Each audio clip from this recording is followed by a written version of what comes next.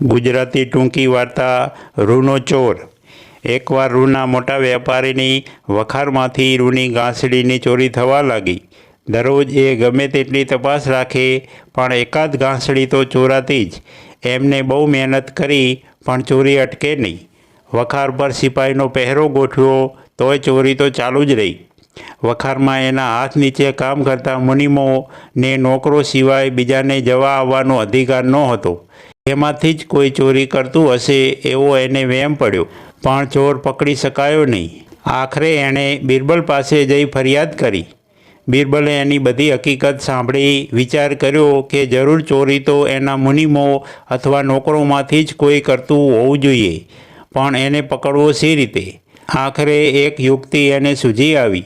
એણે વેપારીને એના બધા મુનિમ તથા નોકરોને લઈ બીજે દિવસે પોતાની પાસે આવવા જણાવ્યું। વેપારી પોતાના મુનિમો તથા નોકરોને લઈને બીજે દિવસે બિરબલ પાસે હાજર થયો।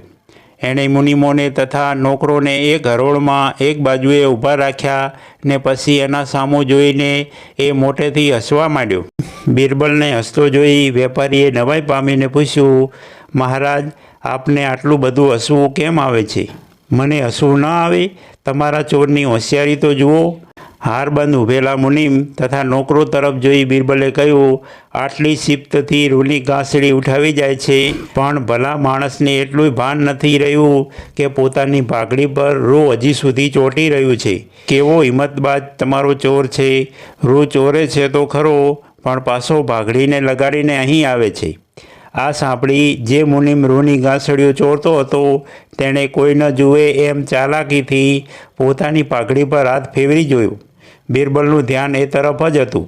એણે એને પાઘડીએ હાથ મૂકતો જોયો ને સિપાહીને ઇશારત કરી એને પકડવાનું કહ્યું। આ રહ્યો તમારો ચોર, બિરબલે વેપારીને કહ્યું। મહારાજ, આપની કાંઈ ભૂલ થાય છે, મુનિમે કહ્યું। ના, ભૂલ તો તમારાથી થઈ ગઈ, પાઘડી પર હાથ ફેરવ્યો તે વેળા, બિરબલે જવાબ દીધો। બોલો, હવે ચોરીના માલનું શું? મેં ચોરી કરી જ નથી, એટલે હું શું જાણું, મુનિમે સાફ ના પાડી। એમ? સિપાહી, એને લઈ જઈને 100 ફટકા લગાવો, બિરબલે હુકમ કર્યો। સિપાહીએ મુનિમને પકડીને લઈ જવા માંડ્યો એટલે એણે ગભરાઈને બધી વાત કબૂલ કરી દીધી ને માફી માટે કાલાવાલા કરવા લાગ્યો। બોલો, તમે એ બધી ગાંસડીઓનું શું કર્યું? બિરબલે પૂછ્યું। એ તો મહારાજ મેં વેચી દીધી। ત્યારે એના પૈસા તમારા શેઠને ચૂકવી આપો।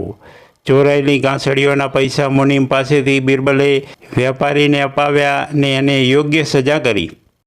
મિત્રો, આવી દરરોજ નવી વાર્તા સાંભળવા માટે સબસ્ક્રાઈબ કરો અમારી ચેનલને। ધન્યવાદ।